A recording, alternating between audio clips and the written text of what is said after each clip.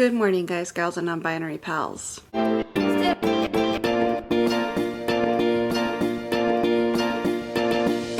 know what really aggravates me is the fact that so many people without a shared experience are all lumped into the same generation. Let me explain. This is what was keeping me up last night, by the way. This is the reason I couldn't sleep last night. I was 15 when 9/11 happened. And I was definitely old enough to understand the gravity of the situation and to be absolutely like that was a brain altering event in my life and obviously in the life of countless others. But that was like a brain chemistry, like life-changing event. And I'm not going to say that it's like the root of my anxiety or anything, because I had been having panic attacks for years before then, unfortunately.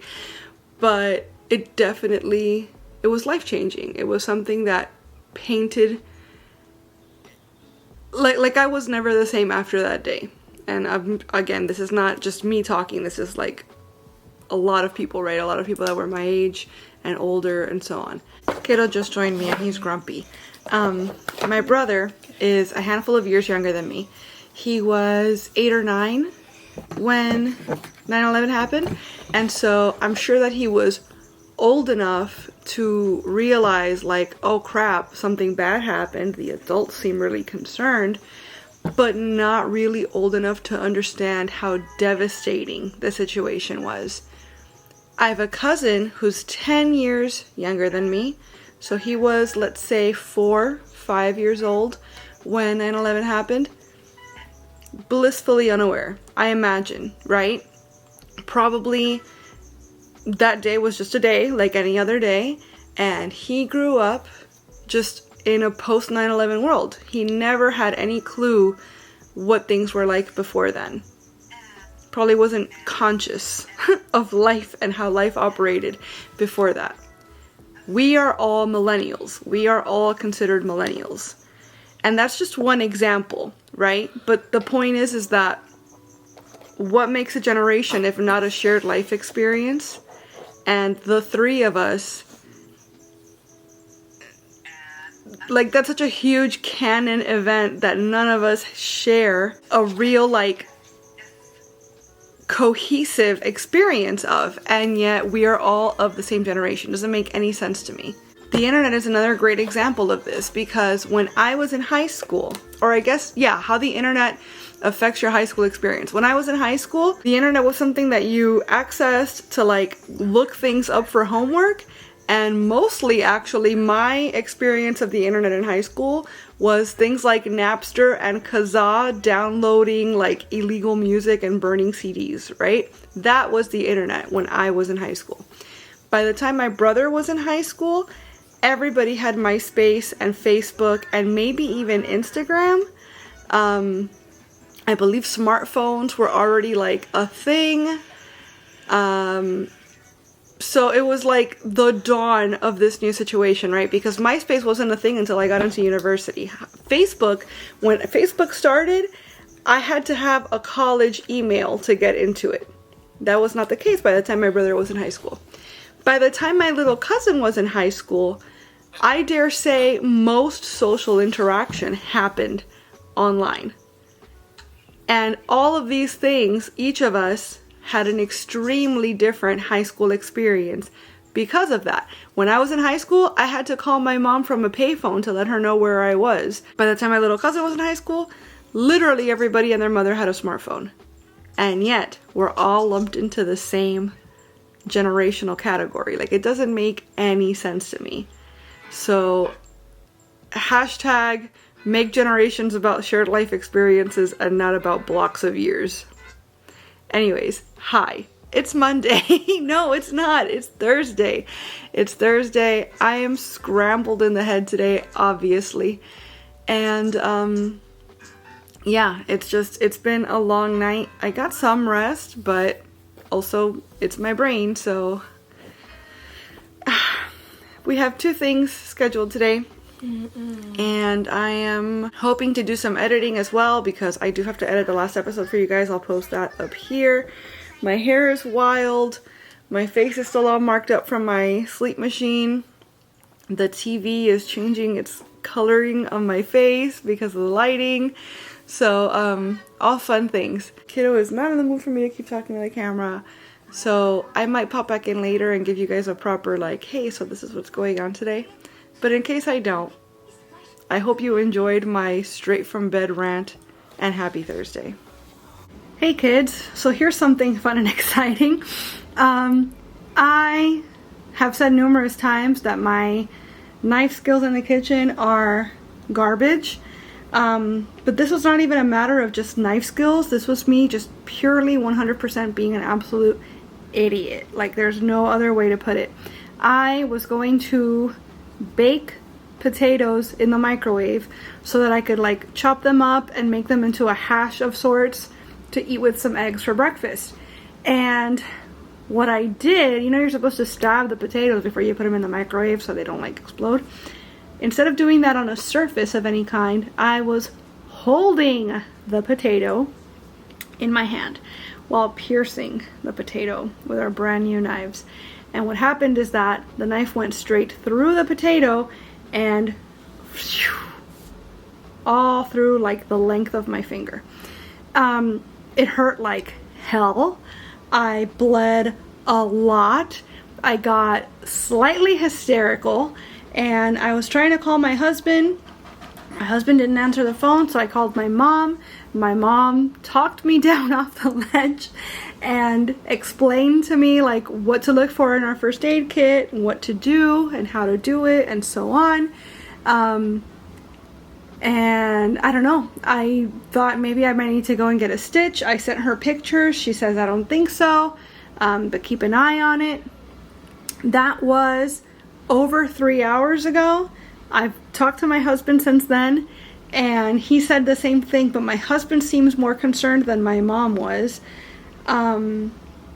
I have checked it twice since it happened 3 hours ago, and it continued to bleed until about 20 minutes ago.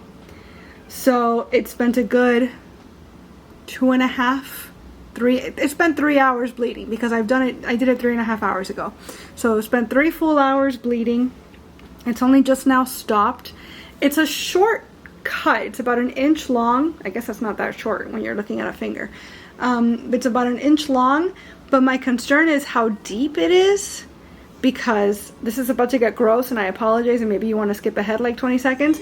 The skin is kind of apart, which is I'm assuming what led to it bleeding so much, obviously because I like filleted my finger. And so my concern is that I don't know how deep it actually is, but does my skin need to be brought back together by some sort of medical intervention? I don't know. So my husband is gonna bring me some sort of like particular bandage, I guess, that I might need to like bring everything back together. And I guess when he looks at it, besides his military training, I don't think he has any sort of like medical expertise, but maybe he's seen enough cuts that he'll be able to say, yeah, you'll be fine with just this, or he'll say, oh no, we got to take you to urgent care. But yeah, that's a thing that's happening right now. So I was so like scrambled and out of my brain this morning. I didn't even tell you guys what I was up to today. But yeah, apparently that's what I might be up to. I might be going to the urgent care to get like stitches or something. So that's awesome. So yeah, happy Thursday. Officially, happy Thursday. The hash was very good, by the way, but absolutely not worth it. I would have rather not cut my finger and just eaten something else.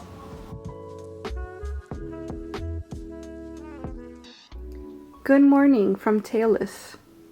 Hey friends, it's Friday morning. My finger is better. It bled for, no exaggerating, over 3 hours, almost 4 entire hours it bled. But by the time bedtime rolled around, I was able to just remove the gauze. I had to remove the gauze at some point anyways because it got wet while I was cooking. But I was able to remove the gauze and just clean it again and put a band-aid on, and it looks like, actually, I don't want to mess with it too much, but I can kind of see that it's bled through the band-aid some. You guys can probably see that right there too, because I think the camera's picking it up.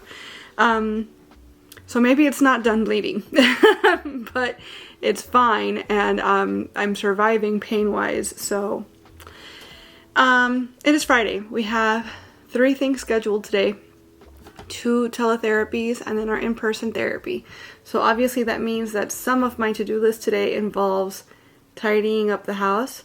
I was also hoping to edit a video today. I don't know if I'll have time though, honestly, because Fridays, all hell days really. It's just like I have just enough time between therapy sessions to kind of reset from the last session and then get prepared for the next one.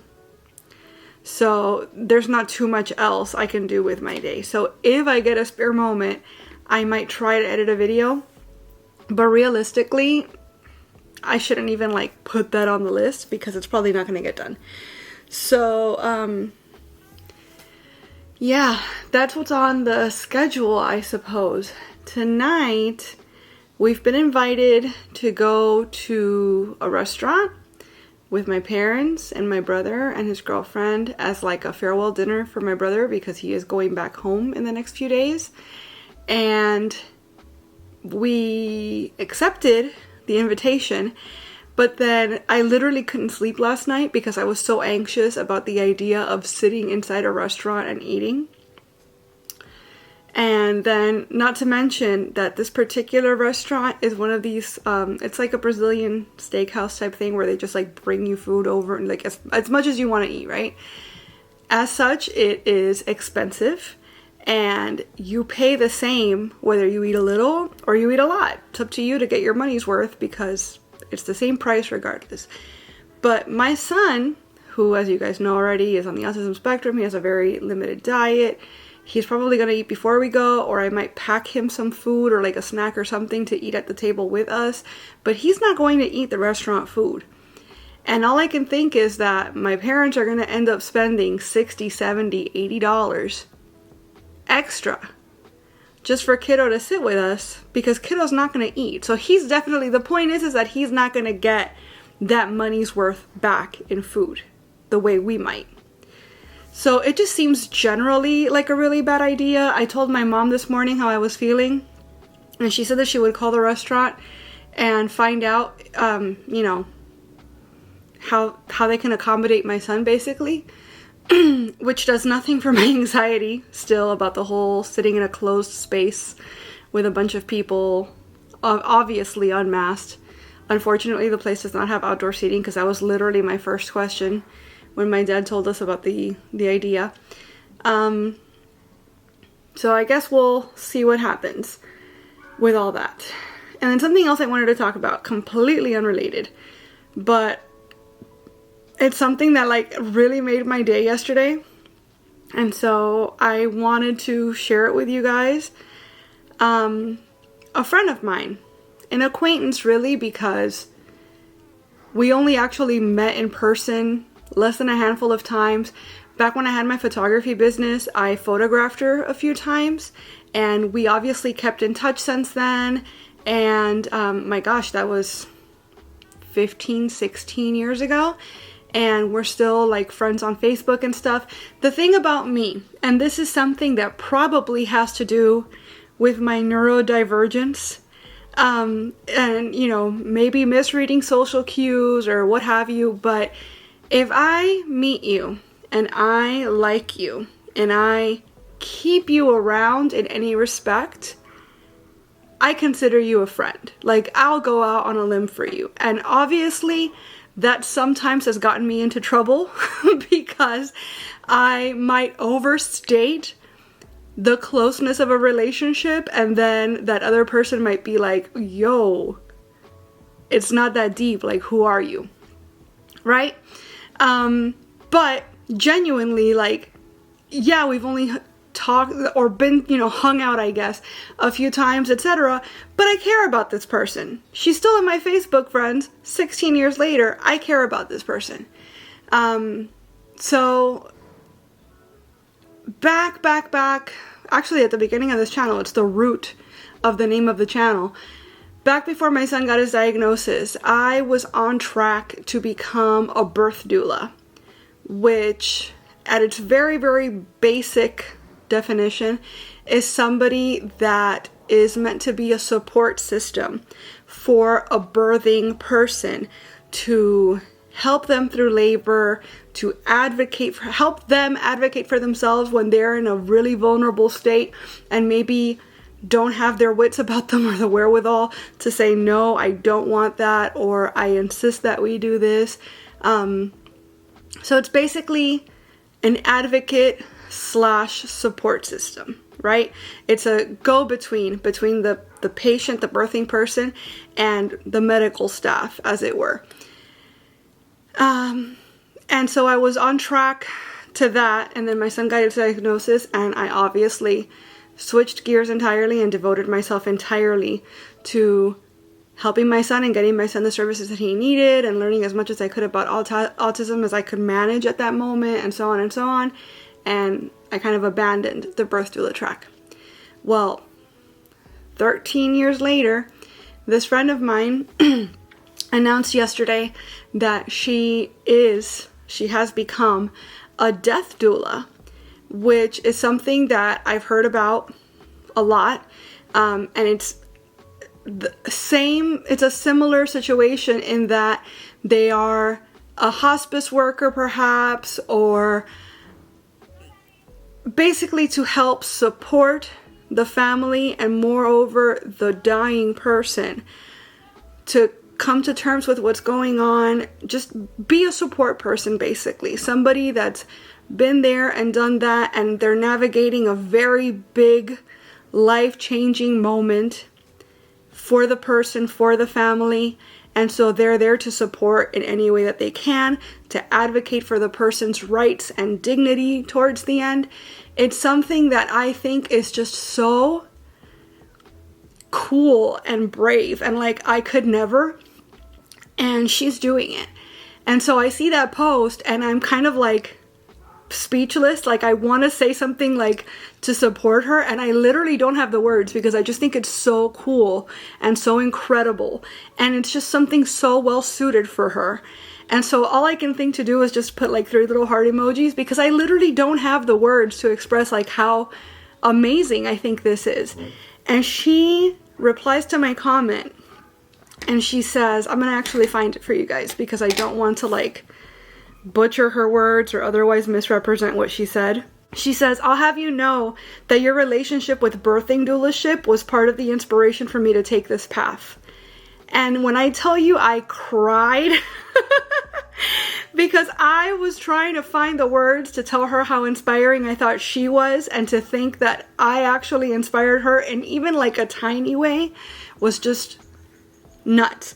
So I just replied, you legit just made me tear up. I have no words. You are so inspiring. I'm humbled to think I even had a sprinkle of anything to do with your journey, because I really am. But the reason I'm sharing all this, not just because it literally brought me to tears then, it's bringing me to tears now, not because it was just such a cool moment for me personally, but the reason I wanted to share it with you all is because you never know the impact you're making on other people just by being you.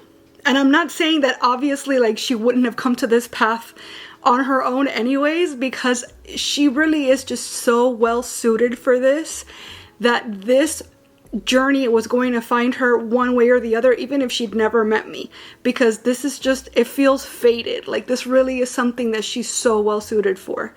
But it's just to say that like, how cool is that? You know, like I had no idea that something I didn't even get to be a doula, but just the fact that I shared about my experience and my path and what I did do, even if it was in a small way, impacted somebody else's life. And so all I'm saying is, be you, unapologetically, share what you're doing. You never know who's out there supporting you, and you never know who you're out there supporting just by doing your own thing. So that's all I wanted to say. It's Friday. Oh man, I have so much to do. I gotta get going. So I guess whatever happens today, I'll bring you guys along or at least update you guys on it. But for now, happy Friday. Hey buds, it's Saturday morning. I slept really well from like midnight to 6 a.m. and then I woke up at 6 a.m. ready to go. Woo, let's get the day going. No reason at all. So come about 8:15 in the morning, I was knocked out on the couch. My husband and my son were still asleep. So yeah, I don't know what's going on, but that's all happening.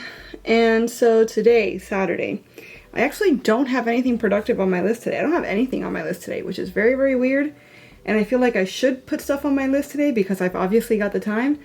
But my dad and my husband are gonna go on a little like day trip to the Keys, scout out locations for their fishing and whatnot. So kiddo and I are gonna just go hang out with my mom today, and I don't know what we'll get into. Maybe we'll go swimming. The weather looks nice, so maybe we'll do that, or we'll just hang out or whatever. But we're gonna hang out today because my mom actually has something she has to do tomorrow. So the hang is happening today instead of Sunday. And Sunday will be our go to the bug store, hang out at home type day, I guess. So yeah, no big plans, I guess, really. But that's what's going on for today. So happy Saturday. Happy Saturday. How did I forget it's Saturday? Happy Saturday.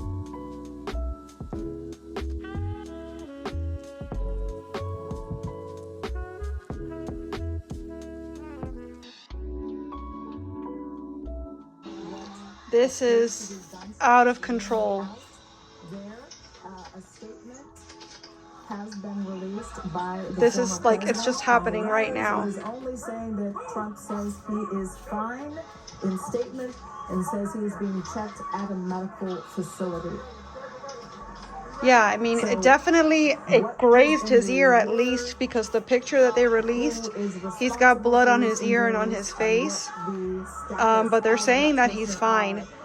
This is it. Like, he's either going to not survive this, or he's going to win the presidency. Because if he does survive this, there's no keeping his supporters from rallying behind him hardcore and basically giving him the win now, after he's survived an attempt on his existence.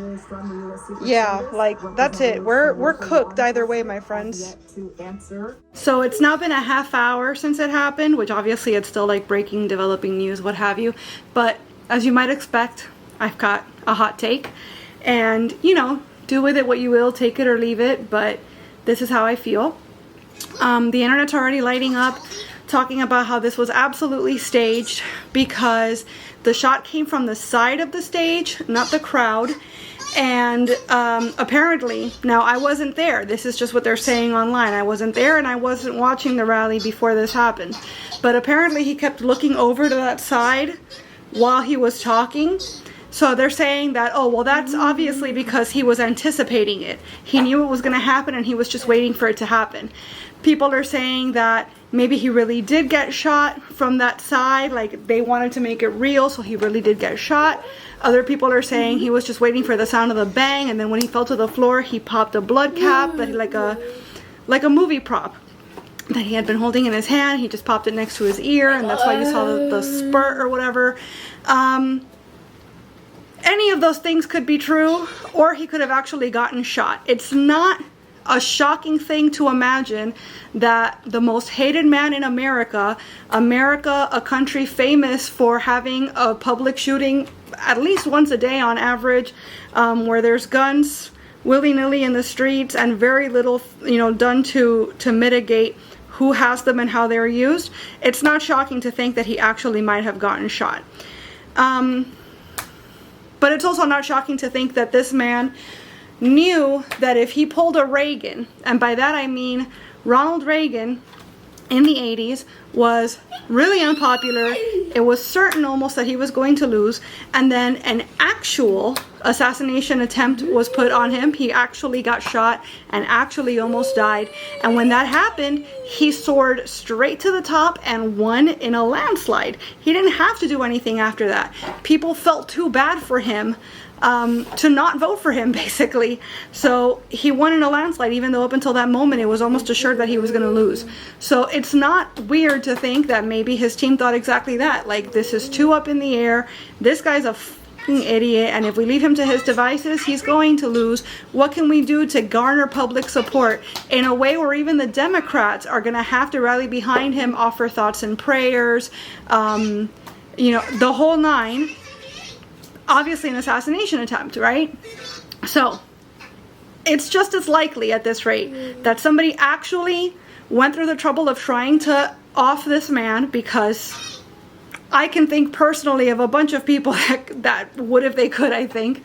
And it's also just as likely that this was all very much staged and meant to garner him support, which that picture when he popped up and put his fist up in the air, that's all over the internet right now, that's going to be on every campaign poster, every campaign email, every flyer, every piece of merch. That picture won him the election, basically, which is another reason I think it could have potentially been staged. But at the end of the day, the hot take is, it doesn't matter whether it was staged or not. Whatever is happening, fake or not, is going to win him the election. Like, it worked, for lack of a better term. If you were actually trying to him, obviously you failed, whoops, but it's working out spectacularly for him. That's the bottom line, is that we are cooked as a nation. Like, there's nothing that anybody can do or say at this point that's going to make it so that this man does not win in November. It's gonna happen. He's gonna win. As long as he shuts the hell up and doesn't do anything too stupid between now and then, his base is going to go absolutely feral at this point over this. And he's gonna look like even more of a god to these people that already worship him for some reason. So that's it. Like, he won, period. The DNC better scramble and do something. First of which, getting Biden out of there, but even that might look weak as hell now. But yeah, as things currently stand, this was check and mate as far as I'm concerned. So, did he fake it? Was it staged? Did he know it was going to happen?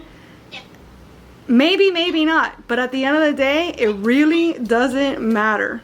Because the end result is the same, whether it was staged or not. And the end result is that this moment just won that man the presidency again. Mark my words. Unless something absolutely wild happens in the next handful of months, this is the moment that's it. That sealed the deal.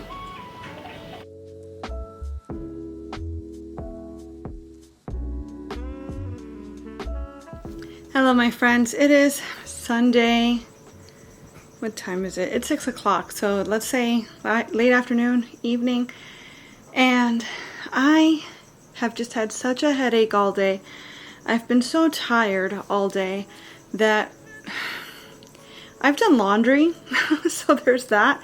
I actually got ahead of some laundry. I got a jump start on the laundry I was going to do tomorrow.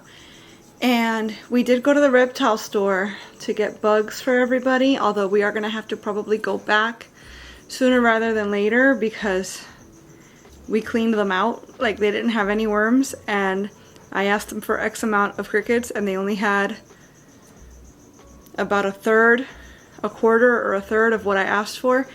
So, but yeah, otherwise I've been feeling really icky today. I've not wanted to pick up the camera all day. I actually don't really want to be talking to the camera right now, to be honest.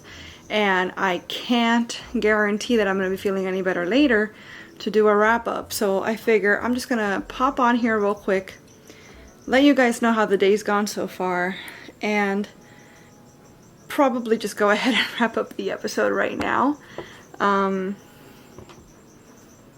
Yeah, because like I said, I don't know if I'm going to be feeling any better later, and I can practically guarantee that I'm not really going to get into too much more today, where I can like give you some sort of cool rundown later of how the day went.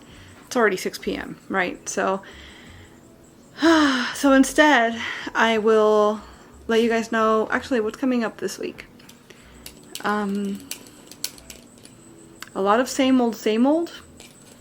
We really got to get my son's extra labs done. I think I told you guys that they screwed up at the hospital and they left one of the labs off. Like, they didn't draw blood or they didn't process the test or something for one particular test, and everything else came back normal. So, obviously, oh, congratulations to me. I just burned 600 calories today. Yeah, so the one thing that they didn't, that could potentially give us some answers, I guess, is like the one thing that they didn't run the test on. So we have to go back once again and get his blood drawn, which is awful for him and really, really annoying because there's nothing he or I or anybody could have done. It was a screw up at the hospital. So got to deal with that. Hopefully that'll get done this week. But otherwise, I see a lot of recording ahead of me this coming week, especially since I didn't get to record this last week on Wednesday because I was out of ingredients, but I have my ingredients now, so I will be trying to record this week to kind of catch up. Our schedule should be as usual, etc., etc. I wish there was more exciting things to report, but for now, that's all y'all are gonna get. So, thank you for watching this video. Hopefully the next one catches me in like more uplifted energy. But yeah, I'm just tired right now. So, thank you guys for watching. I hope you've had a good weekend. Let me know what you were up to this past weekend. Leave me a comment. Give me a thumbs up before you go. And as always, I'd love it if you would subscribe because I post at least 3 times a week. And I wouldn't want you to miss a minute. Thanks so much again for watching. Bye.